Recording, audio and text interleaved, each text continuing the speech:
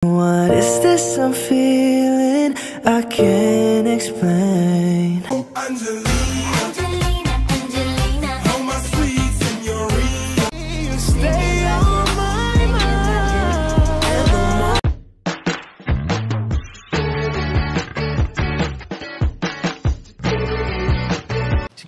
Si Kuya Jens, ano yan, reactor natin yan.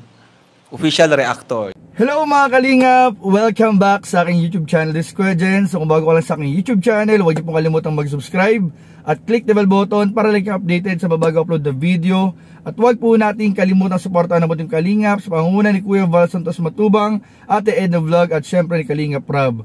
At pakisuportahan din po ang aming mga kasamahan sa Buting Kalingap. Nandiyan po ang K-Boys, Kalingap Partner, Kalingap Reactor at lahat po ng charity vloggers sa buong Pilipinas na tumutulong sa mga kabayan natin na ngayon at mahihirap. Suportahan po natin lahat guys.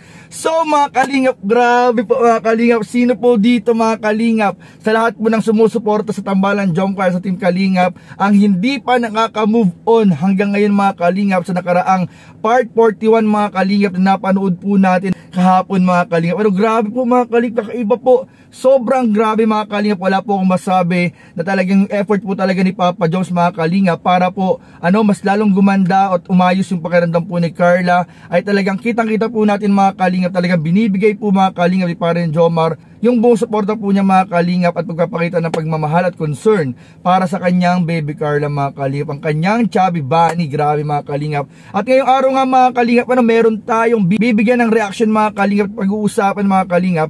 Kaugnay po ito sa naging post or my day po mga Kalingap ni Carla po sa kanyang Facebook mga Kalingap. Kaugnay po mga Kalingap sa matagal na nating inaasahan at inihintay na mangyari mga Kalingap. Alam kong maraming matutuwa sa lahat po ng supporters ng Jomcar, ni Jomar at ni Carla mga Kalingap dito sa ating ibabalita at pag-uusapan ngayong araw. At wag po kayong aalis mga Kalingap dahil meron din po tayong good news mga Kalingap. Ito po ay pasilip mga Kalingap sa paparating pong mga blessings para kay Carla at sa kanyang pamilya at pati na rin kay Paring Joms mga Kalingap. At meron tayong pasilip mamaya mga Kalingap. Papakita ko sa inyo yung dumating na blessing po mga Kalingap para po kay Carla at kay Paring Jomar mga Kalingap. Kaya huwag po kayong alis, tapusin po ninyo yung buong video at marami po tayo pag-uusapan ngayong araw mga Kalingap.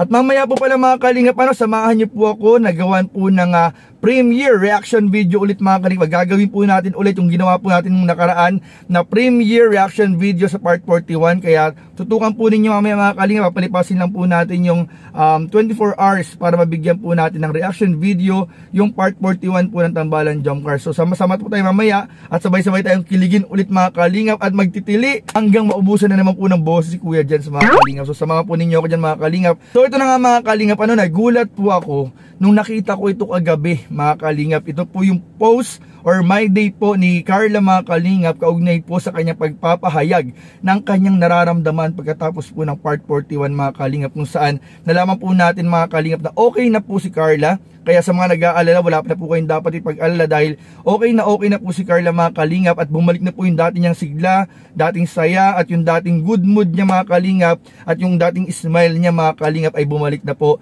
Syempre pagkatapos yan ng pagbisita nila Kalingap Rob at ni Papa Joms mga Kalingap, na talagang sobra yung effort po sa paghaharana at abangan po natin mamaya sa ating live reaction video sa ating premiere. At ito nga mga Kalingap, dahil nga po doon mga Kalingap, hindi na po napigilan ni Carla na express po yung kanyang saloobin, yung kanyang totoong nararamdaman mga Kalingap patungkol sa isang pinaparinggan niya mga Kalingap. Meron siyang pinaparinggan dito sa post ito mga Kalingap, kasi mahalata po natin doon sa kanyang post. May nakalagay po sa dulo mga Kalingap na magbibigay po ng hint kung sino yung kanyang pinaparinggan mga Kalingap. Alam ko meron sa inyo mga hula at guess kung sino po itong pinaparinggan ito ni Carla mga Kalingap. At dito nga po pag-uusapan po natin. Ito na po, tingnan niyo po ito mga Kalingap. Sa kuya nalagay dito na lang dito. Ayan, para mas maliwanag kasama po natin. So ayun mga Kalingap, nakita po natin ito po yung pinost ni Carla mga Kalingap sa kanyang Facebook, kung saan po sinabi po niya, I've fallen for you na talaga, na talaga. Ibig sabihin mga Kalingap, sigurado na po si Carla na napufall na po siya. Short for kuya. So alam naman po natin kung sino po yung kanyang tinatawag na kuya, na talagang hindi po malabo mangyaring siya po yung pinaparinggan po dito ni Carla. So meron po tinatawag si Carla na kuya dati, hanggang sa mawala yung kuya, naging chubby bunny. At ito po, yung statement ngayon ni Carla, malaking ebidensya po mga kalingap, na si Carla po mga kalingap ay unti-unti na talagang nafo-fall kay Parin Joms. Kay Parin Joms mga kalingap, walang iba, wala akong ibang pagdududahan kung sino tinutukoy niya ditong kuya, kung hindi po si Parin Joms mga kalingap. Talaga namang, ayun na, ebidensya na itong mga kalingap, nakikita na po natin na si Carla po, mas lalo po niya ngayon ini-express. Wala na po siya pakialam mga kalingap, wala na siya pakialam kung ano man ang sasabihin ng ibang tao, maganda man or masama, wala na siya pakialam kasi syempre mas lalong tumibay po si Carla dahil sa mga nangyari nung nakarang araw, mas lalo siyang tumibay, naging strong, so ito, mas lalo niyang ini-express na yung kanyang totoong nararamdaman. Mga kalingap, na unti-unti na natin nakikita yung bunga mga kalingap ng effort at pagmamahal po ni Parin Jomar. So ayan po, maliwanag na maliwanag, in-express na po ni Carla mga kalingap yung kanyang totoong nararamdaman kay Parin Jomar, na nafo-fall na po siya dito mga kalingap sa kanyang ka-love team, pero soon to be mga kalingap, kanyang bebe loves mga kalingap. Grabe po, palakpakan po natin.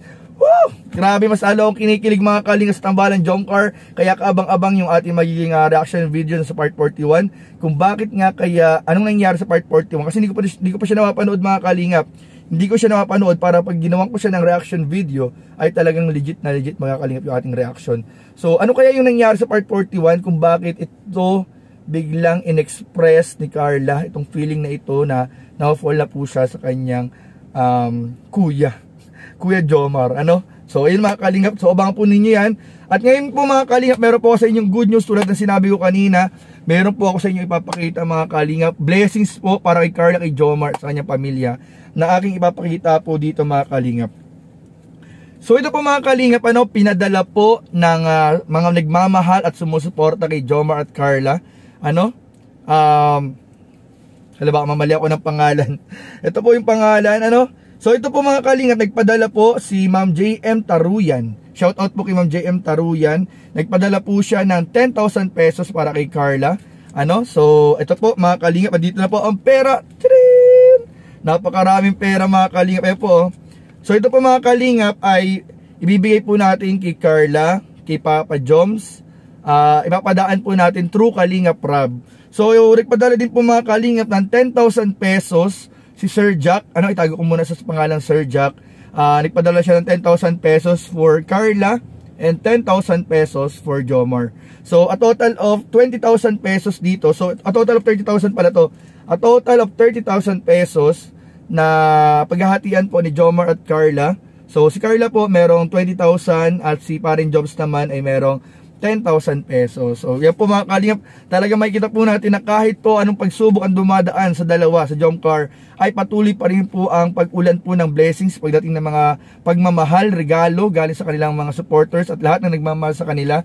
So ito po mga kalingap, nag-ready pa ako dito ng envelope o ng sobre. Ihiwa-hiwalay ko po, papalagyan ko dito ng pangalan para kanino at kanino galing. Tapos idadaan ko po kay Kalingap Rab mga kalingap. So dapat po mahalaga, importante lahat po ng suportang pinapadala natin para kay Carla, kay Jomar o sa kahit sinong love team, kahit sinong beneficiaries, ay palagi pong dumadaan kay Kalingap Rab. Mga kalingap.